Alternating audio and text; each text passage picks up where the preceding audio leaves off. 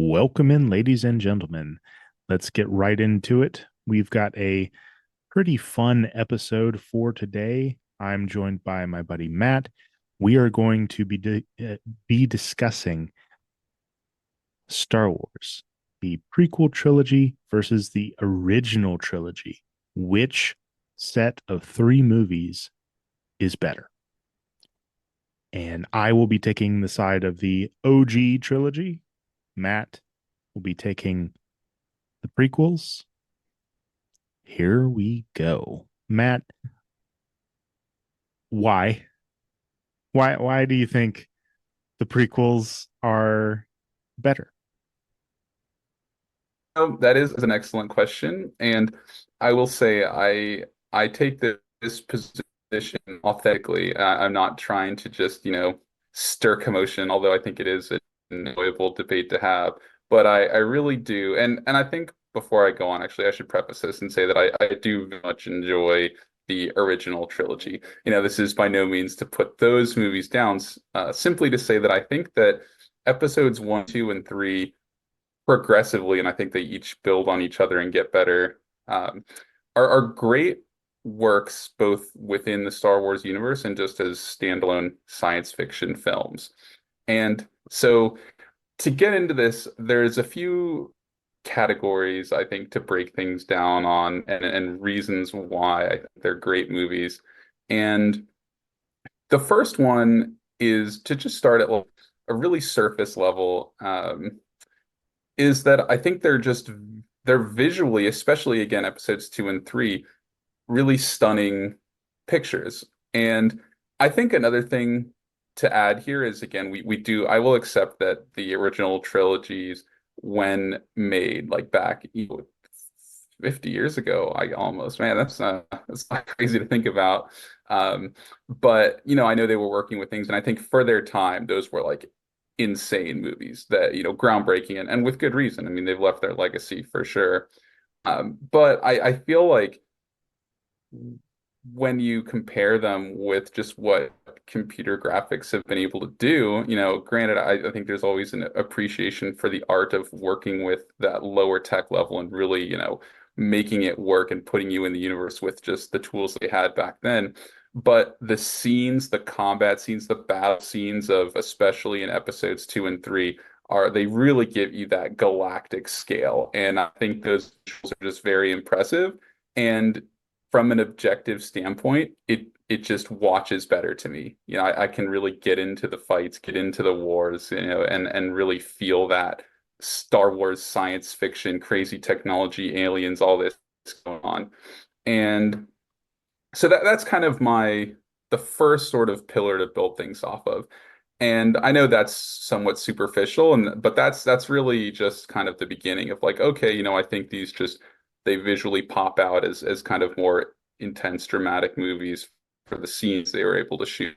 But I think what really does it for me is that the this plot and the storyline that's going on in episodes one, two, and three, it draws me in and being much more intricate and interesting, and especially just in the context of what's going on in the Star Wars universe at that time. So to kind of divide that out, right? In episodes four, five, and six, there is, a few different threads going on in the stores in this area. And, you've got the rebellion that's kind of coming out, and especially when you just start watching these, you're placed a little bit into the middle of this galactic warfare of a sort. But ultimately, it really breaks down to this sort of good guy, bad guy. Okay, you've got, evil Darth Vader, obviously, we're just kind of fighting back. And it's a good story, but that's kind of where it goes. And it takes you on a wild ride, in kind of exploring that. And you get a little bit, the Han Solo adds a wrench into things, but it's kind of a straightforward plot in that sense. Whereas in episodes one, two, and three, you have starting right from the beginning. You have this sort of, I mean, I would use the word geopolitical to put it in R. Obviously, this is dealing with space and multiple planets, so it's somewhat different, but you have this sort of political and economic intrigue going on with Naboo and Trade Federation. And I think it mirrors a much more complex atmosphere of these events that are transpiring and kind of slowly bringing the entire galaxy into this war. And what I think is even more interesting about this is, well, understanding that this is the culmination of this Sith plot that's been brewing for 1,000 years, and you can see firsthand how the entire galaxy is being manipulated into its own downfall in a sense. And I think that kind of grows throughout the three movies. I mean, entire armies are stood up on both ends to fight each other, and it adds this sort of area where it really also, I think, introduces this concept of, are the Jedi really the good guys? And I think that's not as explored as much in these as maybe in some other later Star Wars works.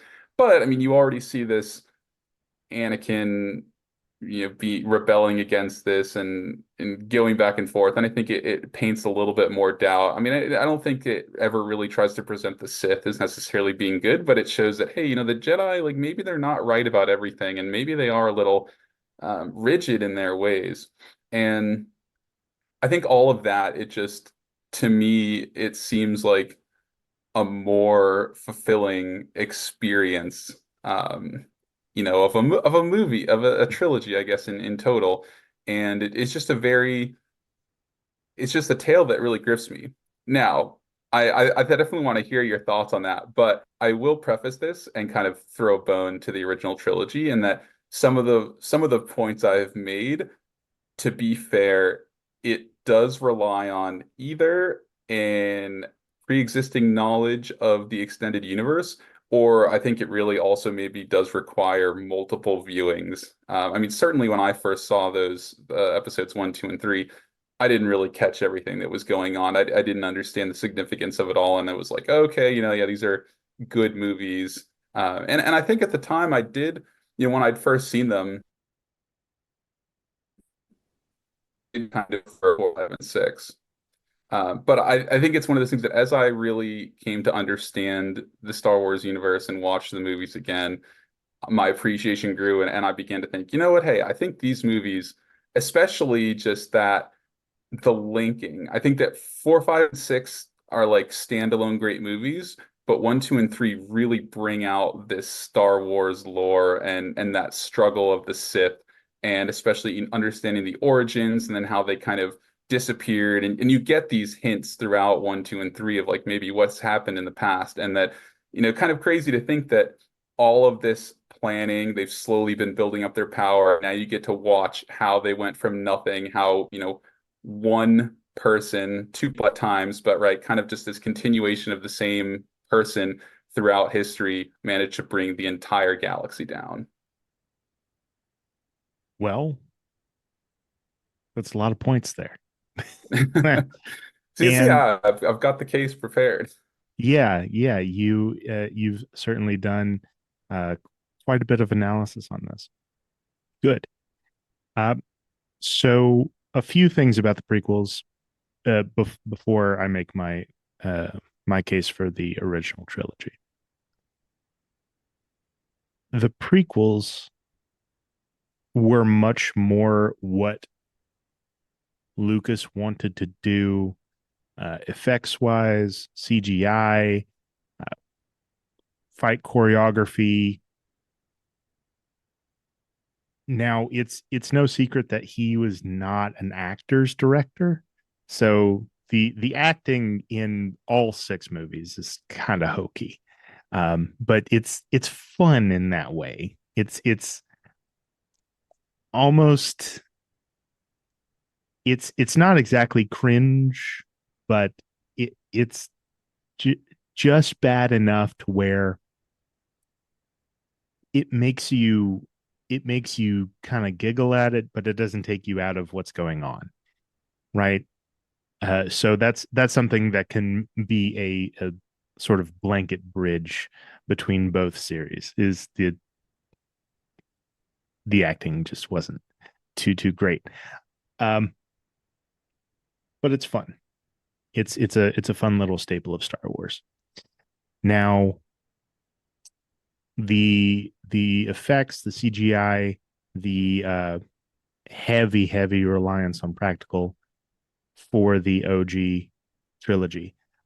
Uh, I would say that is monumentally more important, not just for Star Wars, but for movies, photography, the development of CGI graphics software, all came from it being created for Star Wars. Uh, Pixar, the Pixar Studios, owes its creation to the Star Wars movies because there was a program used for mapping polygons and in creating shapes that was developed during and for the use of the Star Wars movies.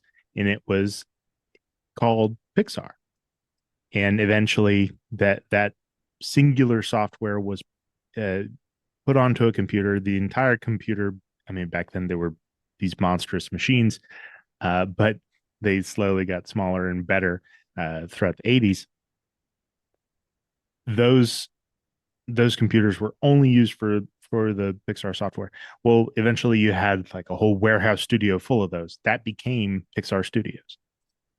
Um, and it owes its creation to uh, Star Wars and to Lucas. And I think most of us enjoy Pixar movies, so big win for us. Um, so historically, the significance of the OG trilogy, not just for the sake of the creation of the prequels later on, but if, like you said, if we took them as two standalone separate sets of movies, like if the prequels were created apropos of nothing, the OG trilogy doesn't exist. Um, then the OG trilogy has far more to do with the development of everything having to do with movie making um, than prequels do. Now, like I said, the prequels had a lot more of what George had wanted for his original three. Far better graphics, far better character design, a lot better ship design and builds. I mean, that's why he kept re-releasing the original three, right? Is because they had uh, more toned up graphic and film. And uh, if you notice, some of the biggest changes were with Jabba the Hutt. Hmm. So it there's a strange sect of purist OG Star Wars films, or purist OG Star Wars fans rather, who say only four, five, and six matter. That's Star Wars. Everything else can kick rocks, right? But then in that sect of fans, there's even more smaller ones where like, no, it's the movies as they were released. All of these other re-releases that George did, that was a marketing ploy.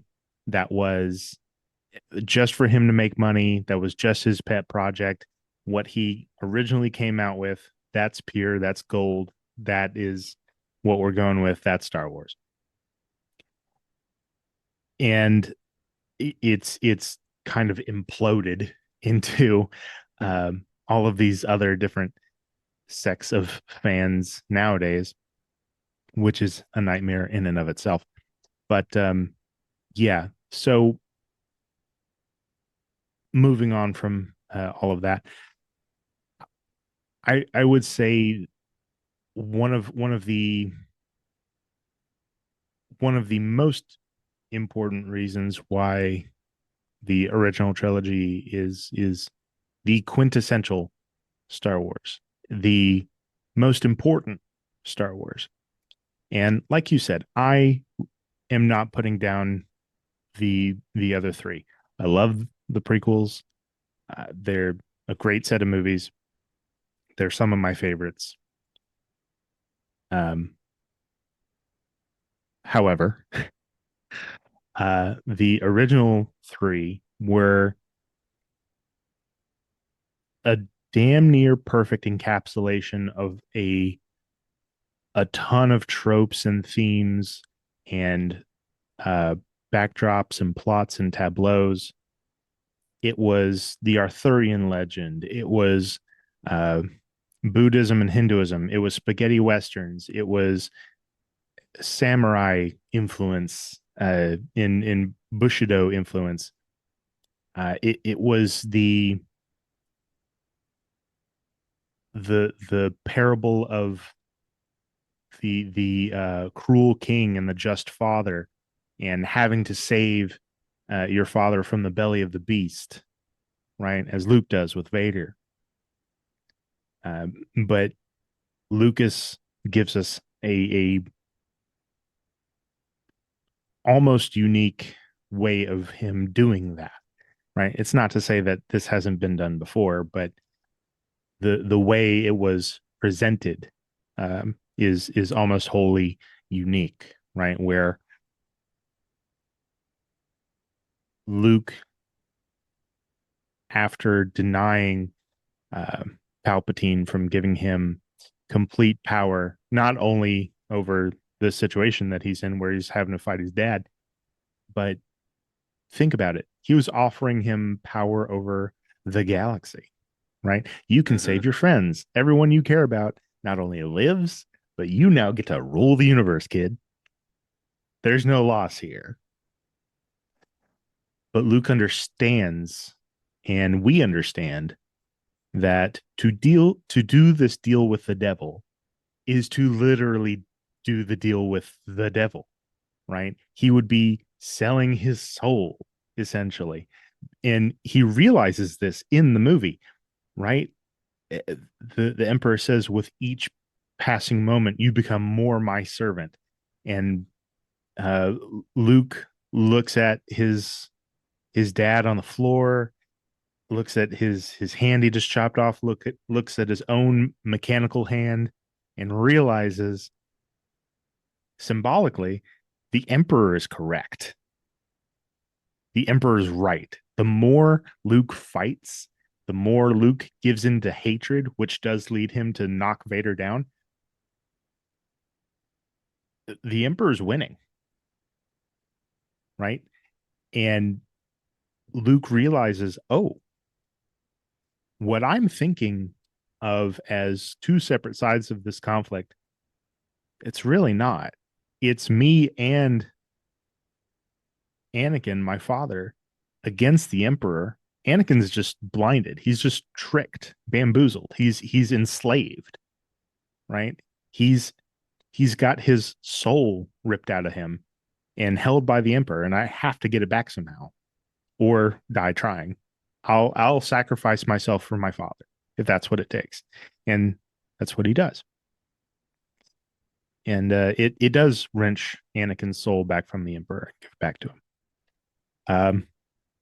Now, does that kind of eclipse the story of the prequels in terms of its importance and its depth and its beauty even? uh, I would say eclipse is probably the best word. um Outright beat, yes. Is it belittling the prequels? Is it totally trashing it? Is it saying the prequels story and its themes and its depth isn't as uh is it shallow or anything? No, no, nothing like that. You could do the same kind of in-depth analysis on the prequels and come out just as rosy and with just as beautiful an analysis. But I think the original trilogy beats the sequels on, if we're talking about story, we're talking about characters, we're talking about the meaning, the impact, I think it beats it on all major fronts. Um, Now you could say, well, if the original trilogy was so great, even after all of the revisions, why did George feel the need to improve anything? Why didn't he just do it the same way that he did the original trilogy? Right? Why didn't he keep the same methods? Why did he feel the need to advance anything? Well, again, marketing, right? You are in a new decade, right? At the in the early 2000s, you're in a new millennia. Um, I don't think an 80s film at the time would play too well, even though Star Wars is this huge franchise, right?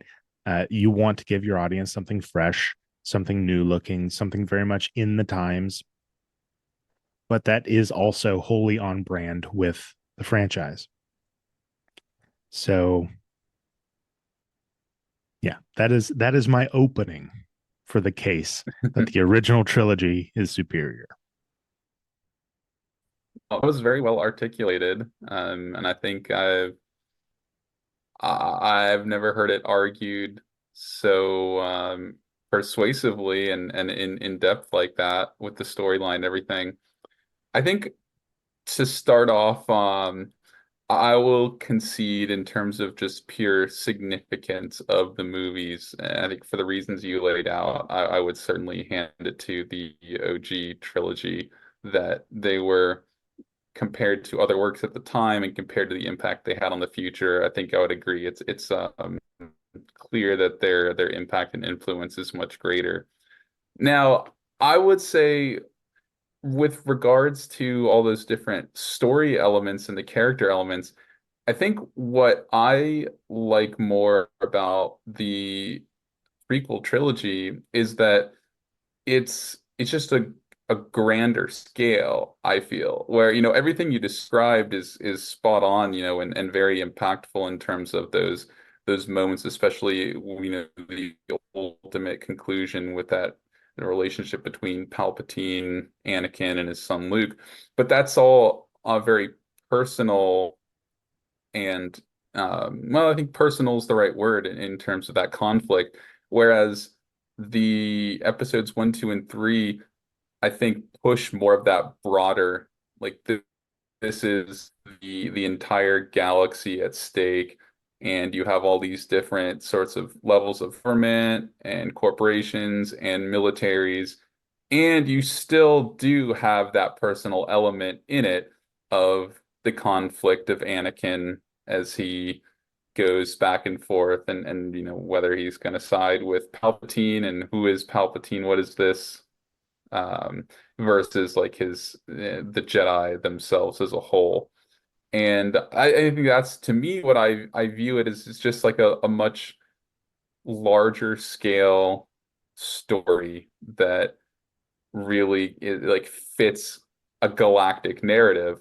And I think that one thing as a sort of a thought experiment in this is if you took some person who presumably likes science fiction in general, and this is maybe a person that doesn't exist anywhere in the world who is not familiar with Star Wars. So, right, that's obviously going to be very difficult to find. But then if you sat them down and showed them all of the films, or splitting the sets up, you showed them one set and the other set, what would they say they enjoyed more, just like as an experience of watching the film?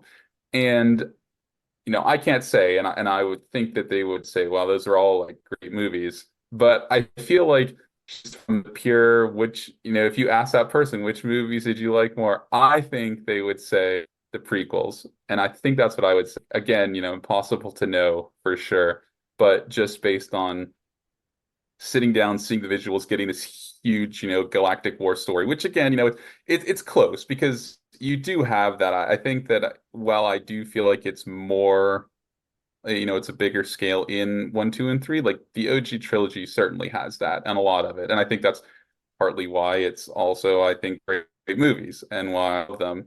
But that's kind of where I where I feel about that if you set aside the like historical significance of the movies and you just look at it on pure screen time experience, that's why I feel like those prequels, they're just an even better experience than what you're getting as an already great experience from 4, 5, and 6. Okay, then let's get into some nitty gritty details. Um, so one of the first things that pops into my mind is let's let's start um, kind of big with bigger details and work our way to whittled down like individual characters, right? You talk about scale for a couple of times. You mentioned the vast feel that you get with the prequel trilogy, right? And it's there for sure. We get to go to a lot more different settings, right? We get Naboo, we get Coruscant, we get to see the Senate, which is super cool. We get to see all these different and cool looking new aliens. We get the ET aliens. That's, that was pretty fun. Um, we get a lot more of the inner workings of the politics from the Republic leading into the Empire. We get to see a lot more of how the sausage was made for the original trilogy, right? We get echoes of that in the original trilogy. In the meeting in that conference room aboard the Death Star, where Tarkin informs uh, all these other Imperial officers like General Teague and um, Colonel Pelion uh, that the Emperor's done away with the Imperial Senate, right? There's no more checks and balances governing body, quote unquote, because there never really was. It was just him, right? And now the governors have complete control of all of their sectors. So we get a lot more answers to the details, right? And this is reflective, right? Just like Lucas said, it's like poetry, it rhymes. Um, you could almost say better than that. It's almost like math, right? The original trilogy shows us the answer. The prequel trilogy shows us the equation.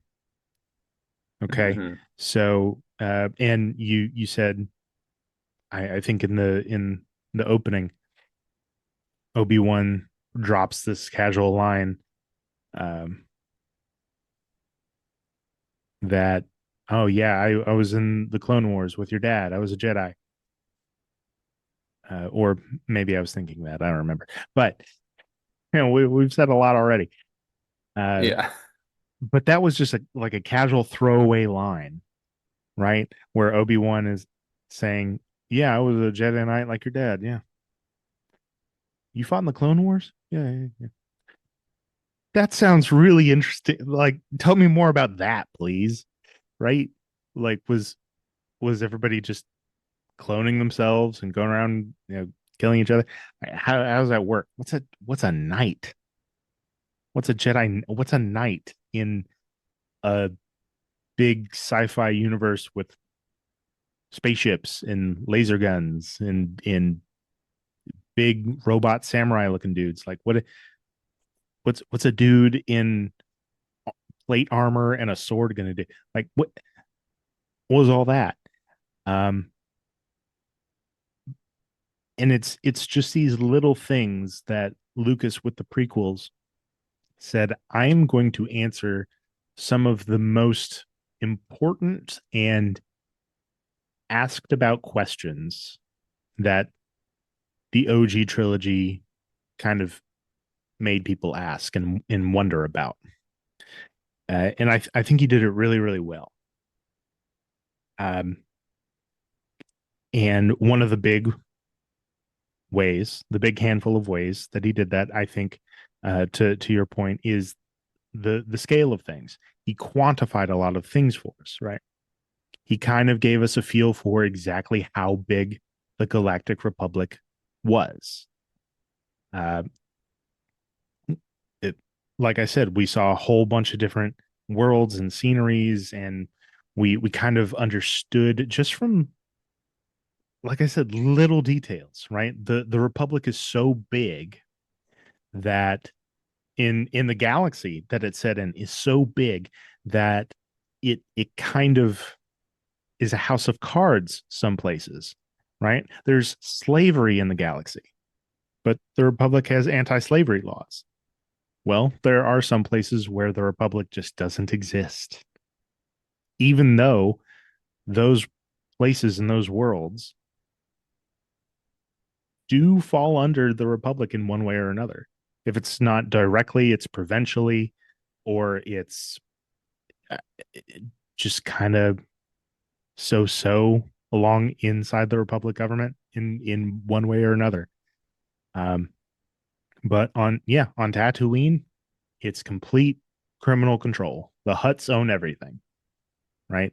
And in then if you dive a little bit deeper into say the lore of things, or just read a book or two, you realize that the Hutts have an entire sector of space called Hut space, and basically in there anything goes. Um, Pretty fun if you deep dive into it. Um, but you then realize, oh, that's kind of true for a lot of these places in the galaxy. And you pick up on that if you rewatch the movies over and over and you realize, oh, okay. So there's this rebellion going on, and they have enough pull, they have enough influence, they have enough money, they have enough backing and support to fight a civil war, and they have an entire race of beings called Bothans acting as a spy network, and that can steal plans and gather intel. Right, an entire race of creatures of humanoid beings, kind of furry, got big floppy ears, long faces. Um, okay, well then you realize, oh, they have a rebel fleet. All right, so they're getting manufacturing done somewhere, right? You understand that there is this galactic empire that's tyrannical and it's got its boot heel on the throats of everybody, but the galaxy is just so damn big that no empire is going to be big enough to completely hold everywhere, right? And we we get the same kind of feeling in the prequels. We get a little bit, like I said with the math analogy, we get the equation, right? We have a sense of scale of the separatist army, right? With the droids and such.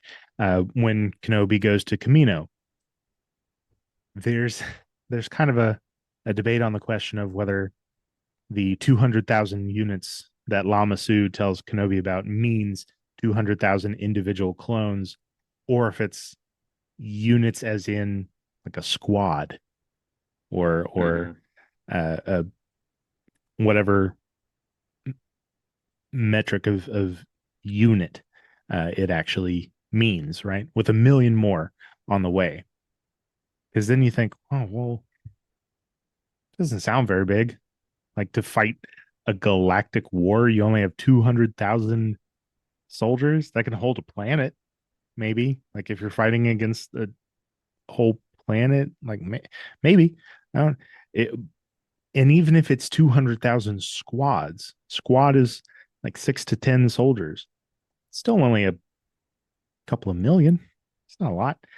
Um, so there's some numbers that don't quite fit here. Um, but the more that we had, say the comics, the games, the books, it kind of irons out all of those details. But to one of your first points, it does. And if my buddy Jeremy listens to this, he's gonna rage at this. People don't often want to do homework to enjoy something, right? Hmm. So, like if I'm watching, say, The Mandalorian, and I have no idea what a Mandalorian is, um, and I talk to somebody that's like me, who'd be like, "Oh, well, read the Republic Commando books, read these comics where like Darth Maul took over Mandalore, and he's got all these commandos loyal to him. They spring Mad Jail and they fight Dooku and Grievous, and watch these Clone Wars episodes where it focuses on the planet man." I'm like, dude, I don't want to.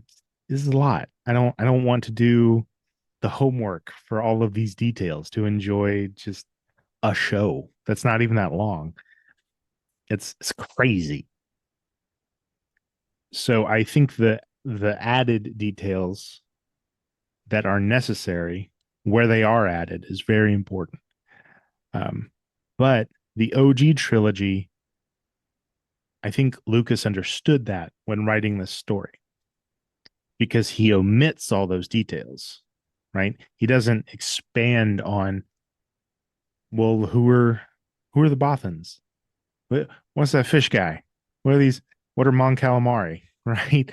Where do they get all these ships? What are what's the Clone Wars?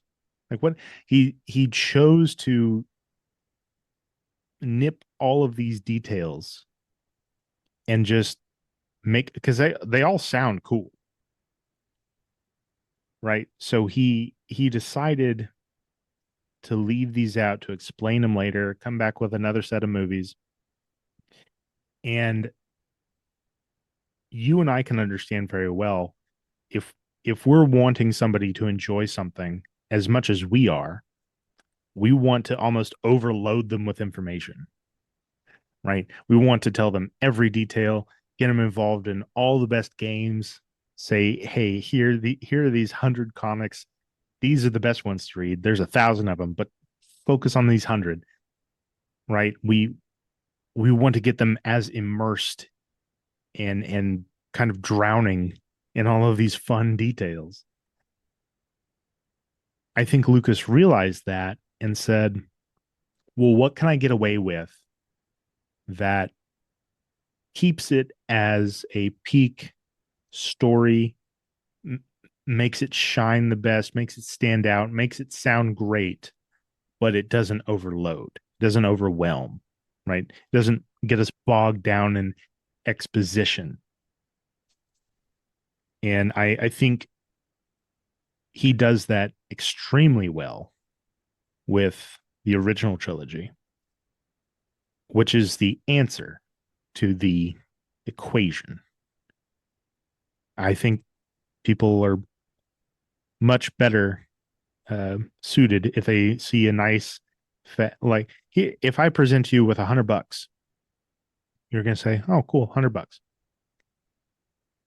I think you'll like that a lot better than if I come over here and say, "I'm going to give you two 20s, a 10, and then 3 years later, I'm going to give you a 50." Like, no, just give me the $100, please.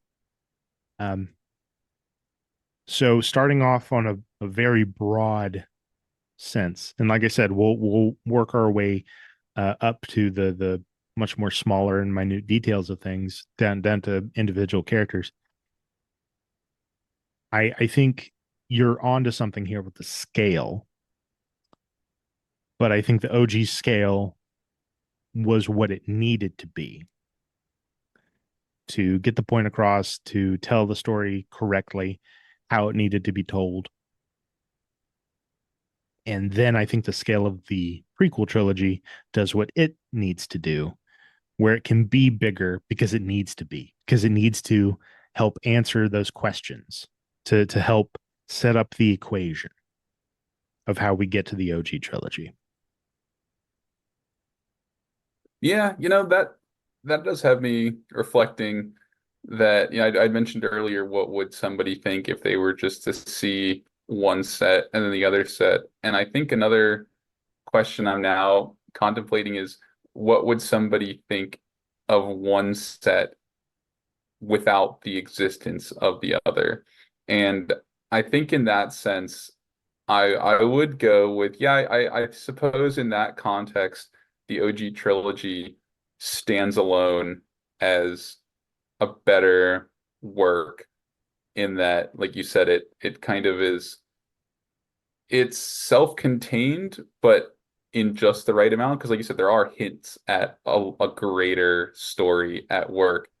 You have the answer, and I think to go off of your um very nice math metaphor there, that the prequels, yeah, I guess, without the original trilogy there as the answer, it is perhaps a bit messy, and you just kind of have this equation of this complicated political and intrigue, and this war going on, but not really seeing where it's going to lead or why it's happening.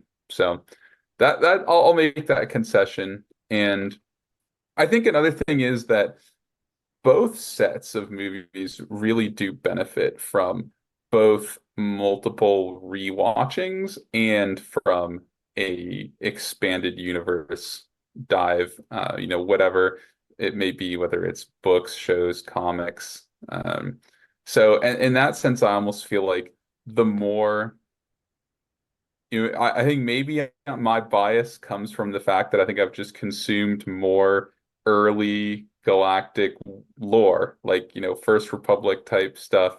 Kind of like that area of Star Wars better. And so then that tilts me to think, yeah, well, this is really where the story's going. It's not about, Luke Skywalker and Darth Vader. It's about this just the Jedi and the Sith as a conflict, which is, even though you have those, it's not highlighted as much, because I think in the OGs there kind of are not even any Jedi technically. I mean, you could argue Luke is a Jedi, but there's no Jedi Order.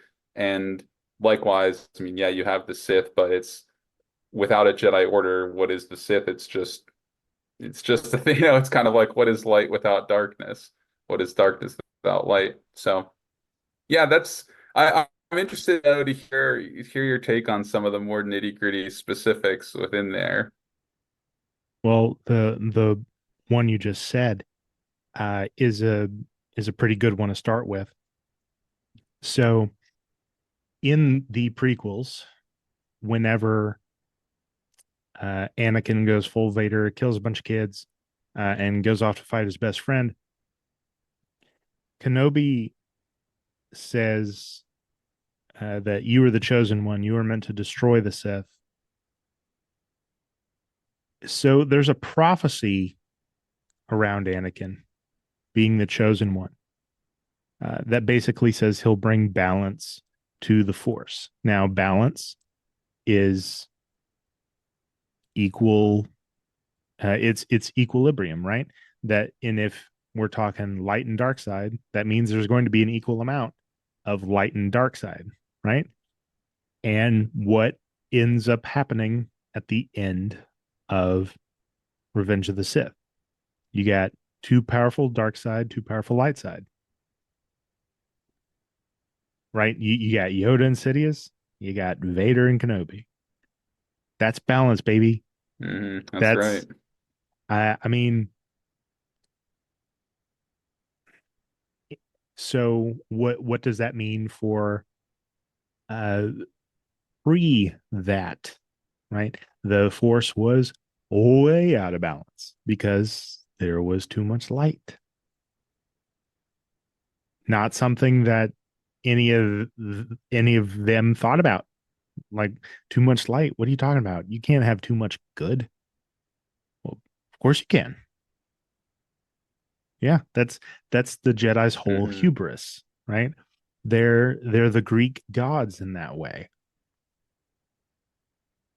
And it's pretty apt when you think of them that way, because without them, what do you have? You have the Sith, you have the Hutts, you have the Black Sun, you have Death Watch, you got all these other crime syndicates, you have the corporate sector enslaving people. You got Trandoshans running around capturing Wookiees. Uh, You've got all of this evil, all these different brands of dark ready to just break the dam down. So you do need Olympus for the sake of Tartarus, right? You need Zeus in his kind of self-contradictory ways to fight off Hades. Now, you can have your problems with Zeus. Zeus is not perfect. Uh, he's got a lot of bad qualities, right? He goes around and kidnaps children and trains them to fight with energy weapons, right? And teaches Mhm. them acrobatics in order to like jump 60 feet in the air and land on somebody's nose and break their face and steal spaceships. Like that. It's what the Jedi do. They run around the galaxy, just stealing spaceships, wiping people's minds, force influencing free will out of people. I I mean, there's a whole lot of concessions to take with the quote unquote light side of things, right? It almost devolves into a Warhammer 40K setting, right? Where even the good guys you might want to run, right? If the Grey Knights show up, one of the one of the strongest weapons of the Imperium, the Grey Knights, who hunt down demons for fun. If those guys show up, you better hide, you better run, you better get off that planet because they're gonna exterminate us, the whole thing. Mm. They're gonna look at all the innocent civilians and go, "Oh, they might know about chaos. Kill them." Huh? What? You just came here to save me? No, no, no, no, no. It's possible that you've seen a demon, and I just said the word demon, so now you have that in your head, and I can't have that. The Empire can't have that. So the possibility of you being corrupted by chaos just went up.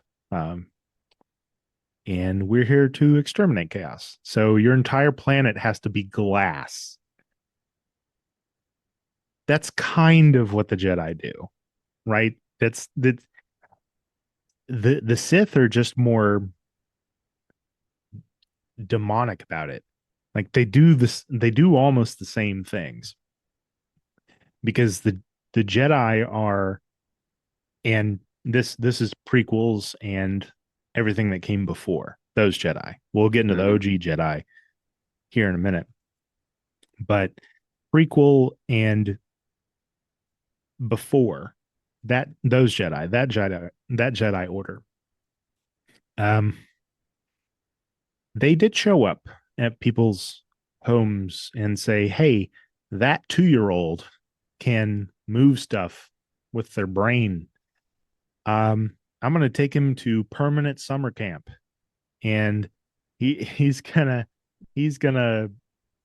never see you again. Doesn't even know your name or that you exist. And you're just gonna be okay with it because there's a galactic law that says so."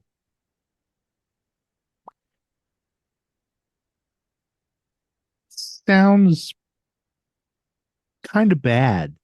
Sounds pretty pretty horrific to You me. know, to build off of real quick your Warhammer comparisons, yeah, it sounds just like the black ships showing up to take the Psychers. You don't Yeah, get a say. yeah, because they You have to exhibit feed a little a talent. Okay. yeah. We got this carcass of an emperor that we have to feed 1,000 psyker souls to a day. Otherwise, we can't travel through hell and we can't fend chaos off from invading Terra. Uh, and the Jedi almost use kind of the same justification, right? We need more younglings. We need more soldiers. We need uh, more Jedi to protect the galaxy. And if you look at everything that they're preventing, they're kind of right. They're horrible if you look at them in a pretty objective manner, but subjectively, they're cracking down on crime lords. They're disrupting dictatorships. Um, Now they are kind of like the the Republic's CIA in that Hmm. they'll go to a world where there's, say, a tyrant that might lean more towards working with the Republic. So the Republic sends the Jedi in to uh, massacre the opposition. To, and this is evident in General Grievous's story, his origin story, where he and his people, the Kalish, they were fighting these insectoids that were friendly to the Republic. So the Republic sends in some Jedi, and the Jedi take the side of the bugs, and they help massacre the Kalish, and that creates the hatred in Grievous for the Jedi. That's why he's so Jedi hungry. Um, and then another Jedi, Dooku, blows him up on a boat and salvages his organs and his brain and puts him in cybernetics. He's like, "Hey, you want to work for me now?" He's like, "Yeah, okay, it's sure." So now the original trilogy Jedi and on, you could make an argument as to why, but they are more singularly focused. They are staying in their lane, right? They are we're Jedi, those are Sith. That's our baggage. That's what we're going against. I'm not concerned with these pirates. My best friend's a pirate. They're cool dudes. Um, I'm not concerned with what the Huts are doing. Not really, unless they kidnap my best friend. Then I'm gonna go get those Huts. Uh, it's light versus dark. It is embodiment of light versus embodiment of dark. There's dark everywhere, but it's not as bad as this. So because they're more singularly focused, because they have an end goal, they have something that they're needing to achieve here. I think Luke and, well, it's kind of a moot point now, but the EU Jedi, the Legends Jedi, the Jedi that Luke in Legends builds up, they have much more of a directed focus than prequel and before Jedi, because I mean they didn't have any Darksiders they were fighting, not really. Um, they didn't have that singular focus. They were spread everywhere. That's why their vision gets skewed, right? That's why they kind of allow themselves to be undermined, because they can't see the forest for the trees. They don't see the Sith worming their way into government, into the banking clan, uh, into all of these different scientific institutions with Tenebrae. Um, yeah, they let themselves get massacred here. Whereas original trilogy Luke and his Legends boys, they're like, yeah, okay, we could do that, or we could focus on what is important. You could prefer one or the other and you would be fine. It's totally a preference on what kinds of stories that you want, because there's Jedi orders that cater to both. But if you want to follow stories that have the same kind of backdrop as original Star Wars, where Luke is fighting Lumaya, he's fighting Darth Caedus, his nephew. He's fighting a reborn Emperor Palpatine. Um, where he's fighting all of these major Darksiders. He's fighting Abeloth. He's fighting the tribe of the Sith. And then in the background, you have all of these galactic conflicts and wars, and using Vong are invading. The New Republic is trying to hold on, but that's not. Luke is kind of secondary or tertiarily involved in all of that. But what he's mainly involved in is all of these direct conflicts. I kind of prefer that as opposed to the prequels and the Jedi that I keep saying the Jedi that came before the prequels. It's up to about 1,000 years before, and then you have an even bigger difference in the Jedi that are pre Darth Bane era. You kind of get into the old Republic Jedi. Now, those Jedi are much more involved with all of the stuff that's happening in the backdrop, right? They are far more involved in, okay, well, I got to go to this planet because there's these Republicans fighting with these Democrats. And, I got to get them past their differences. And, uh, otherwise there's going to be Civil War Part Two, Electric Boogaloo, right? So but that's the order across the board doing that instead of all those singularly focused conflicts. Um, so yeah, I'm still for the OG Jedi and their predecessors, at least in EU Legends Star Wars. There's one aspect that I'm very curious about, and I really want to hear your thoughts on this. And this is not really directly related to the the movies themselves in this previous discussion, but especially, you mentioned especially since we've been going into the history and you mentioned Darth Bane. So, and I'll say it, my question maybe has some spoilers from the Darth Bane books. I think at this point they're kind of like past the statute of limitations on that. So, um, I guess anybody who hasn't read those, you really should read them, and maybe don't listen to the next few minutes if you don't want to hear something. But it's not major.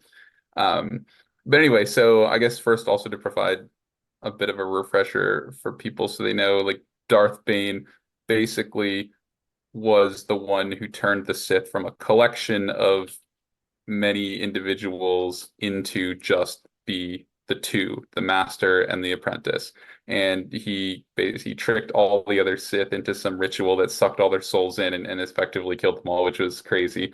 But anyway, at the very end of the Bane story, he has his apprentice, and he knows that his goal is that his apprentice will overtake him, because that's how the Sith grow. That's part of what his vision is.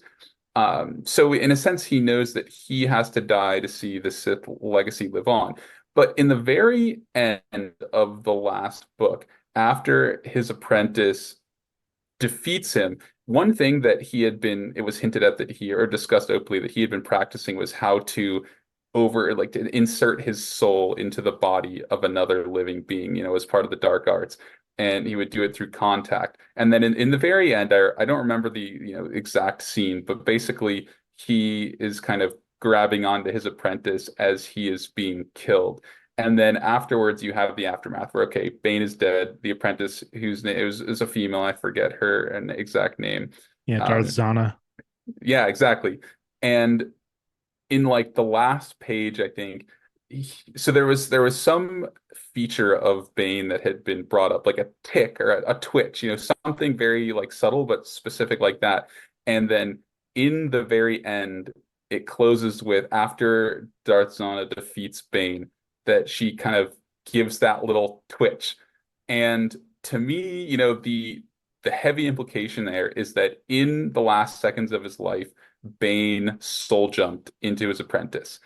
And so that, it's not explicitly there, it's not confirmed. But then to me, that implies that perhaps he then continues to do that for 1,000 years, which would mean that every Sith is Darth Bane. And so Emperor Palpatine is Darth Bane. And I thought it was interesting. I mean, at the end of the day, it doesn't really change who these characters are in reality. But what do you think? Is that something you would entertain that you maybe think could, obviously it's not canon anymore because it was not Disney, but going back to the glory days, would you accept a canon where every Sith is just Darth Bane? Yes and no. Yes, in that I would accept it if it meant that that essence transfer is just that, is if it's a transfer of the essence of Bane's power, right? Because he's big boy psyker. He is chonk full of dark side energy. And if that is what he is transferring to his apprentice, then yeah, I'm all for that, because then you get to Sidious and the things that Sidious can do, like he can create force storms in space that can destroy spaceships and screw up worlds and things. Like he can rip black holes in space, right? Uh Sidious can do some wild Sith magic stuff. Like he can, so to me that would make sense. But if it's a soul transfer, uh there's a couple of things getting in the way of that. Um Number one being that we know that there is there's a netherworld of the Force, right? There's this kind of Hmm. Force, almost hell, and in the Dark Empire comics, we see Sidious's soul wrenching itself out of there, and he's being held back by all these different souls of different Jedi, and he breaks loose, wrenches himself out of there, and finds a clone body. So there's that kind of getting in the way, because why why would Sidious's spirit be in there if he was just being controlled or manipulated by Bane? Wouldn't it just be one big honking Bane spirit? Another thing is that all of the all of the masters, all the Sith masters, at least that we know of, um, they're really really different. Um, Plagueis was much more involved with things like uh, Sith alchemy, and he was involved in setting up like these big financial networks that the Sith were going to use to kind of undermine governments, set up the clone army, fund the separatist war effort. They spurned all of these little minor conflicts. So Plagueis was much more like puppet master, right? And you had Darth Tenebrous, who is much more. I forget I forget the technique, but it was to do with like dark side tech manipulation. Like he was much more of a Sith geek, I guess. Hmm. Um, and then Palpatine was much more involved in things like Sith magic, in dark side sorceries. He subjugated the dark prophets that were on Drum and Kos, things like that. So I think it's a really fun nod and a wink at the end of the Darth Bane trilogy, but I think it might not be so cut and dry as Bane transferred his soul. But if he did, then maybe what happens is that soul loses its agency, its identity over 1,000 years, and it just dissolves into power, like pure power. It's not a soul anymore. It's just soul energy, maybe. So maybe that would be. I mean, that's a pretty easy way to explain it, Yeah, if and if that is the case. yeah, no, that's a good perspective, a good lore master, well-informed perspective. And I think, yeah, considering it, it would make more sense that it either is not purely, it's not so much identity as power, or what I would even say makes more sense is perhaps, that initial transfer. It's like, yeah, it really was Darth Bane walking around in another body, but 1,000 years is a long time, and eventually it degraded, and you could say the spirit of Darth Bane is sort of within all of these future Sith, but really they are their own masters at that point, and they're just kind of building off of that power and that essence. And it would kind of go hand in hand with what the Jedi of the time understood to be true of whenever you die and you join the cosmic force, right? Because there's the living force and the cosmic force, and they feed into each other. The living force is everything that's this crude matter, right? Where people are born and they have the force inside of them, and it's feeding into the cosmic force, our life essence, right? It's a circle of life, but it's more like Pong. Instead of a Yeah. circle, it's just bouncing. It's just energy bouncing back and forth. Um, so that would kind of go along with this, because the Jedi believe, well, whenever a sentient being passes, their force energy, their spirit, their soul, it just feeds into whatever's going on with the cosmic force. Well, the Sith found a whole bunch of ways to kind of pervert that, because the Sith are obsessed with things like immortality in various ways, and they find all of these different ways to do it. Right? They slice off a part of themselves to act like a Horcrux, right? To possess an object. Um, they load their essence into a holocron, right? A instructional device where they can teach future Sith lords, but it's like it's like they're mapping their brain onto an AI, Hmm. rather than them just actually living forever. Um, so and then there's the roots that uh, Plagueis and Palpatine tried to take with cloning and Sith magics and Sith alchemy. Um, I do think it's kind of fun, this this universal fear of death that the Sith seem to be crippling under, because the Jedi don't have that. There's no fear of becoming one with the Force, which is how they think of death. Uh, for the Sith, death is it. Death is final. We got to figure out a way to beat it.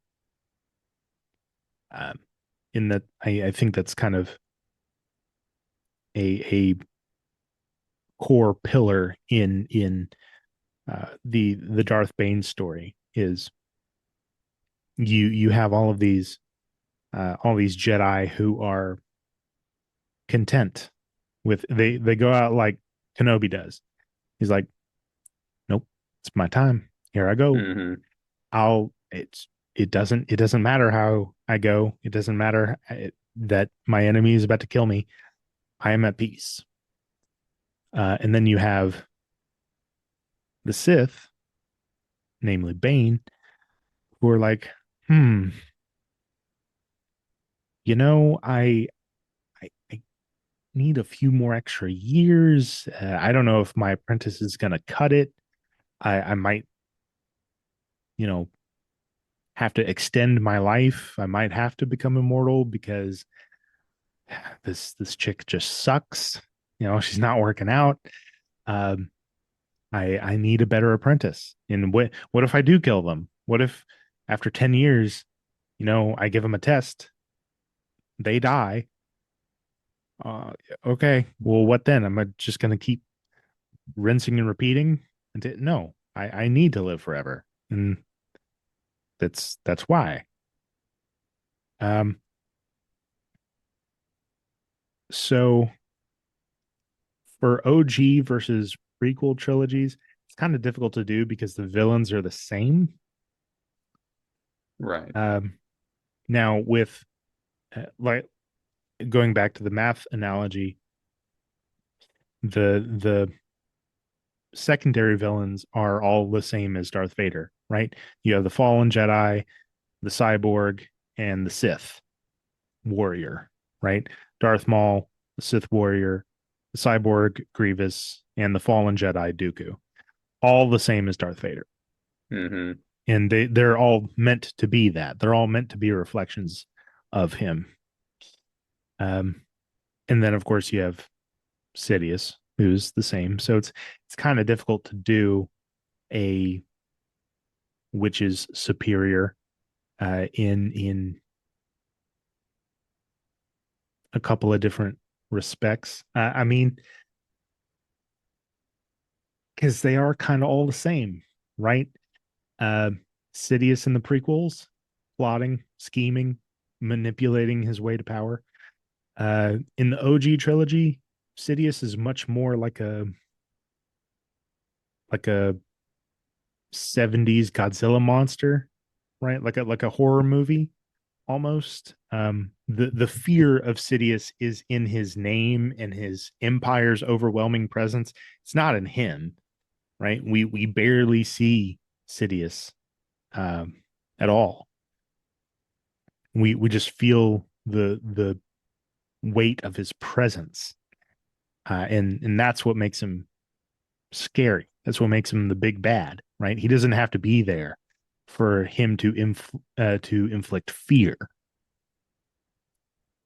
but he is still plotting. He's still manipulating. He's leaking plans, right? He's letting his enemies think that they're on to something, think that they're winning.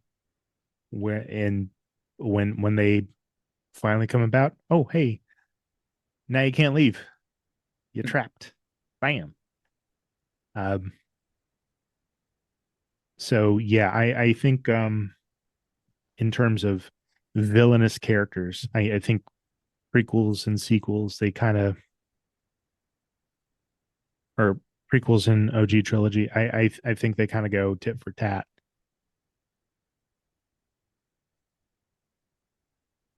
Yeah, I'd Yeah, agree there. yeah. As far as main trio of character, uh, now we're talking Han, Luke, and Leia versus Anakin, Obi Wan, and Padme. Right? Yeah. Each of those three are driving the actions of all six movies. in pretty similar ways, right? Leia is the leader of the rebellion. Uh, Padme is the leader of the loyalist faction, or a leader of the loyalist faction, along with Mon Mothma and Bail Organa. They're both driving the political scene in their respective movies. Um, Luke and Anakin, the titular Jedi, the strongest of the Jedi. Um, Han and Obi-Wan, they're the fun best buddy. They're who's getting into all the trouble, right? Um, Obi-Wan's getting captured by Dooku. He's having to fight Darth Maul. You got Han. He gets captured by Jabba. Uh, he gets captured by Vader. I think it's tough to say which trio wins out. Um, I think the more iconic though is the original three, right? Because they are such different and distinct personalities, right? You got the swashbuckling pirate who's kind of cocky and he's arrogant and he's cool and he shoots people in bars, right? You got the know nothing farm boy who's just wants to play with his toys. He wants to go pick up some power converters. Yeah, he he has big dreams and aspirations of being a pilot, right? He's the child everyman. And then you got the politically active, um, super savvy young girl character who knows what she's doing. She's capable. She can handle herself. She has to save these two chuckleheads that don't know what they're doing. They don't have an escape plan to get off the Death Star. She's like, all right, move. I'll do it. Right. Um, I think the OG trio wins out a lot more. Um, and I think that might be due to the actors in more part because like I said, George wasn't an actor's director. Hmm. He the dialogue in some places was almost cringe in all six movies. You got Luke kissing his sister. It's not a good look in some places, right? Now, prequel tro- uh prequel trio, um, you got this angsty, constantly angry teenager, um, the overbearing, almost older brother kind of character, um, the kind of pedo female, um, political character, because that's a big age difference, dude. Like between Padme and Anakin, what, they're 10 years apart. Oof. Um, and that's not to say that the prequel trio didn't have, you know, very definable characteristics. But whenever let's do what you did earlier. If you put the three and three up against each other and you ask a broad variety of people, hey, which trio do you look at and you think Star Wars first? It's probably going to be Han, Luke, and Leia. Yeah, I think that's a fair assessment. And I would have to agree that especially I particularly like the idea of Han Solo and that, and and I think comparing that to if his counterpart is Obi-Wan, it's yeah, they're yeah, Obi-Wan Kenobi is great in his own right as well, but he's just another Jedi. So I think then at the end of the day, what it would come back to for me is a sort of maybe quantity over quality almost, in that I think just that the prequels have more characters that of impact. I mean, it's hard to quantify how many characters each movie has because how what really constitutes a character. But I think there's just more. You're seeing more people of the universe. But I will admit, yes, that I think that the that core trio is much stronger in the OG trilogy. Um, as an aside, like as an example of some others, though, Django and Boba Fett, obviously both kind of great characters in their own right, and it's cool to see a bit more of Django Fett in the prequels, whereas Boba is in the OG trilogy is this more mysterious character that like we're aware of, but he just kind of has a side role. So I like that there's exploration of that sort, but at the end of the day, I guess that in many eyes can't completely make up for the fact that the foundation of the movie, which should be those main core characters, whether it's, a combination of how they're scripted and how they're actually portrayed through the acting. I think again, Harrison Ford, obviously of that bunch, just a great person on screen to have. So it's hard to match his just presence in general. Yeah, I think Lucas did something very smart, um, getting into side or even bit part characters.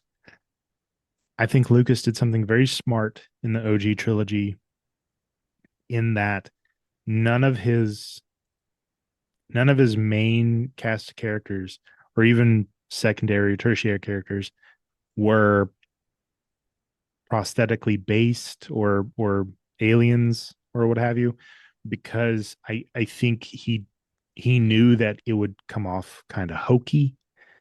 It would not look so great, like the so he used them as almost set dressing where Hmm. they look cool, but if you focus on them too long, you realize, well, their eyes kind of don't move, or the mouth, it moves really strange. It's like an old Speed Racer cartoon, right?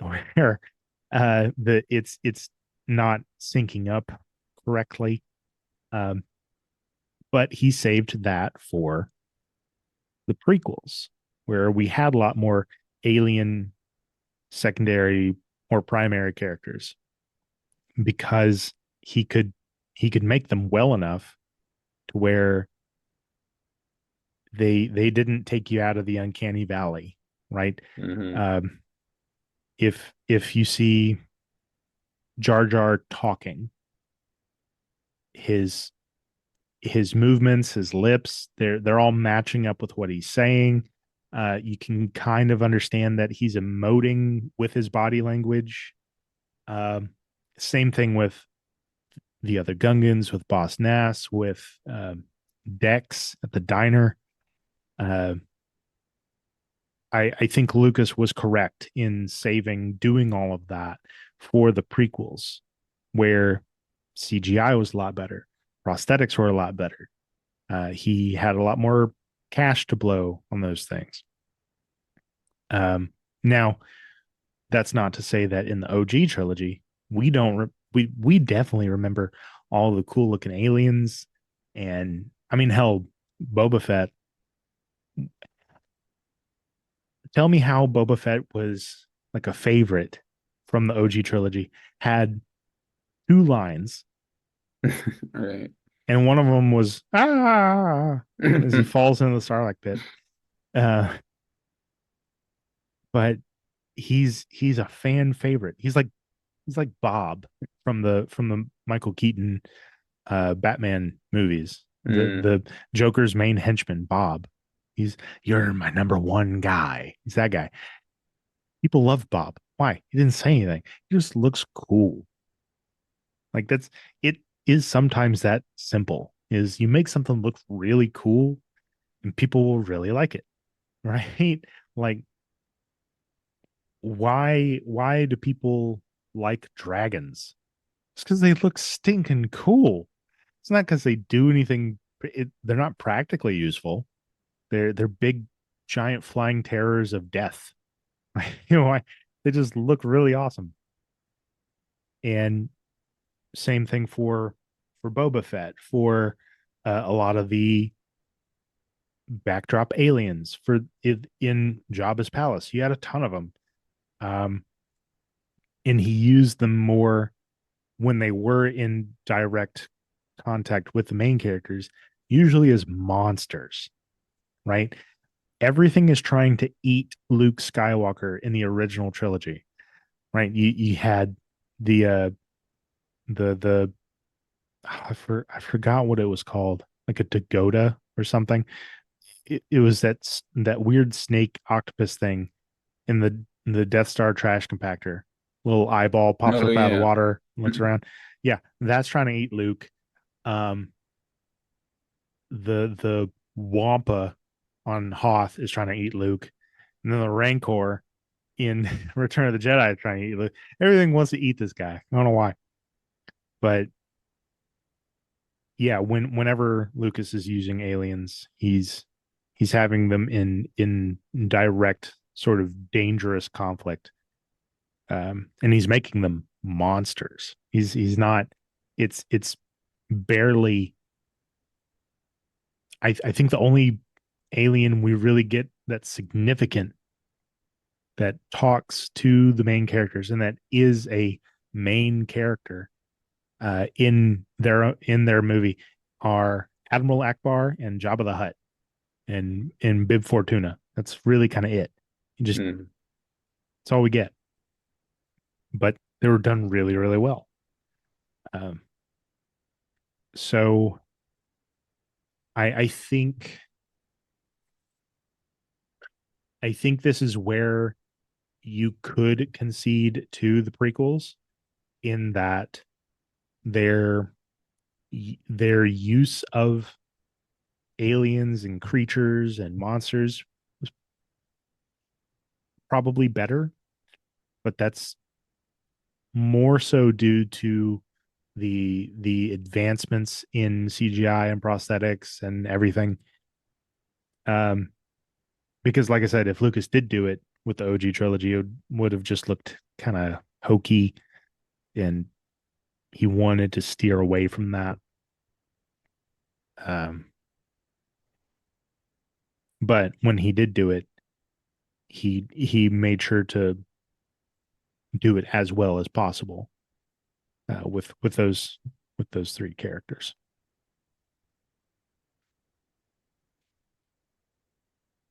Yeah, no, that makes a lot of sense when you put it that way. But yeah, that's a lot to consider there. I think I've certainly gained insight from this. You know, reflecting my position, it's hard to say. I think that my main conclusion here is that I need to go and rewatch them all and just really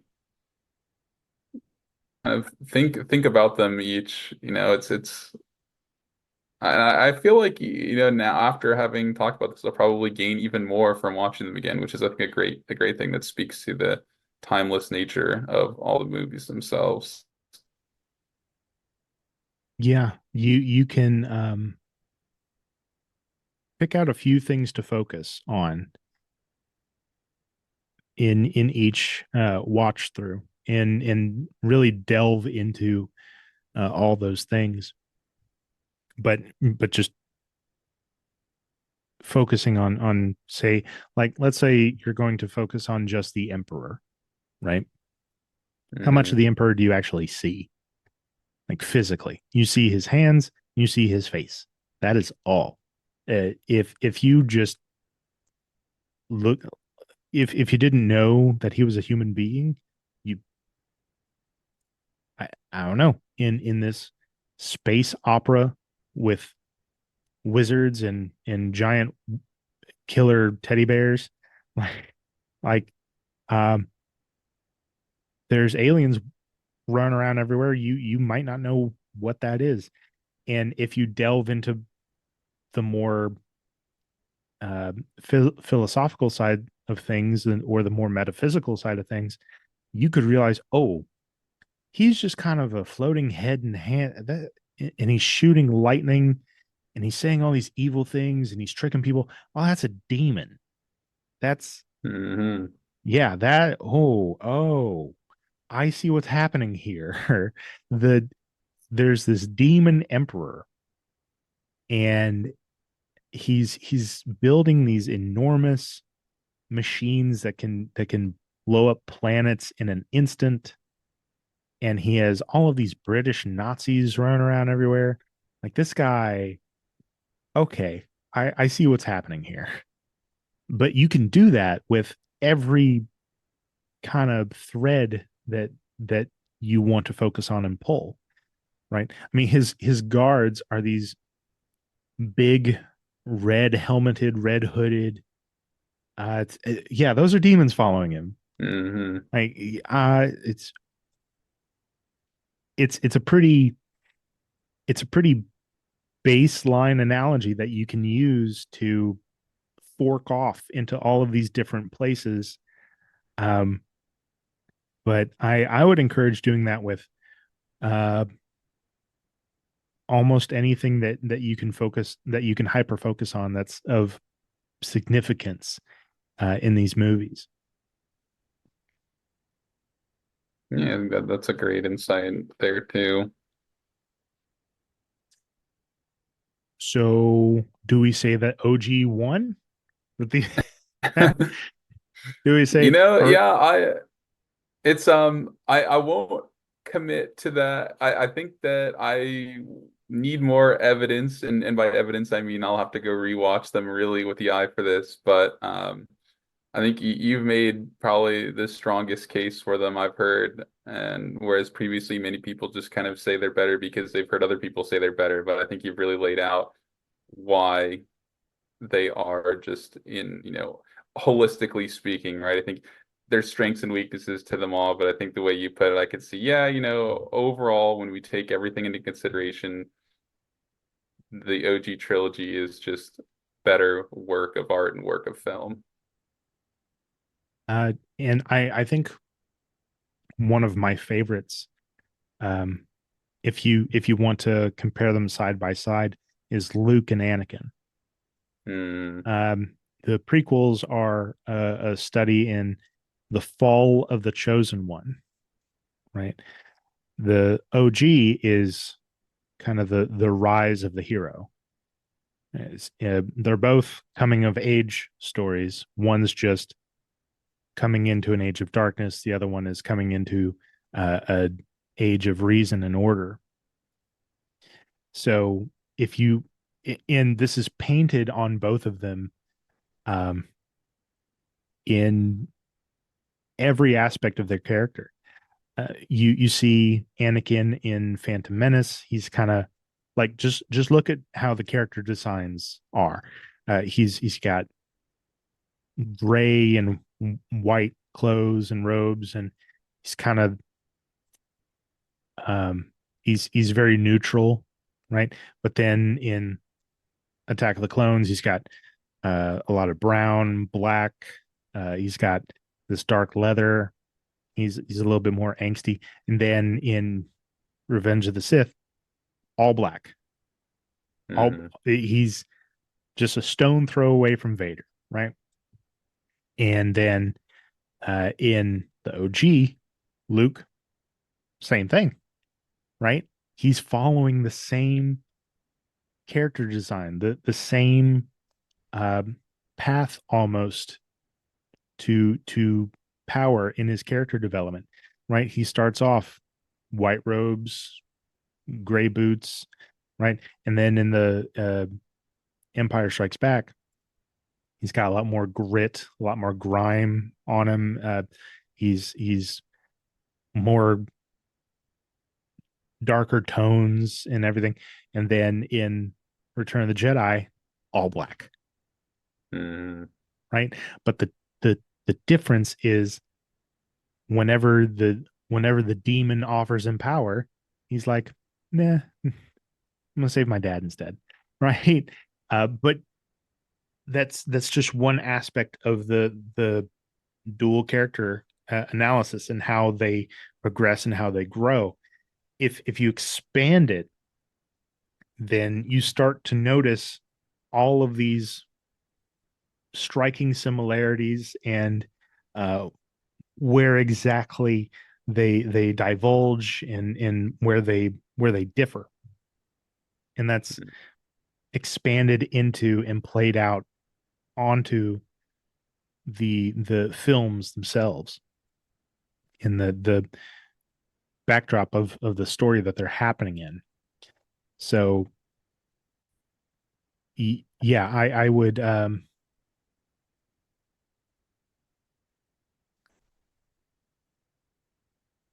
if you're going to rewatch the movies, I would say focus on those two characters first all and do right. your in-depth analysis on both Luke and Anakin first. No, I think that makes sense. Those are, of course, just the most iconic driving characters, respectively. So, got my homework cut out for me. All right, I'll take that as a win. I'll Yeah, yeah. You've earned it. well, Matt, thank you for coming back on. I love having conversations like this, as you could probably tell. And dude, anytime you want to come on and hash it out, I think I discovered that you really like Warhammer. So Uh-huh. I don't know if you could tell, but I've been on a good bit of a Warhammer kick lately. Um, so I'd be all down to dive into the grim dark All anytime you like, right. my man. Well, excellent. Yeah, it was a pleasure being on and talking to you. And say, I definitely really just appreciate your perspective on everything, and especially in the Star Wars universe, where, yeah, I would consider you a lore master for sure. Well, that's high praise, my man. Thanks again for coming on. Really appreciate it. Can't wait to have you back on again. But that is all the time we have for today, guys. Thank you so much for tuning back in Sci-Fi Unchained. Stick around for more. But for now, live long and prosper, my friends, and may the force be with us all.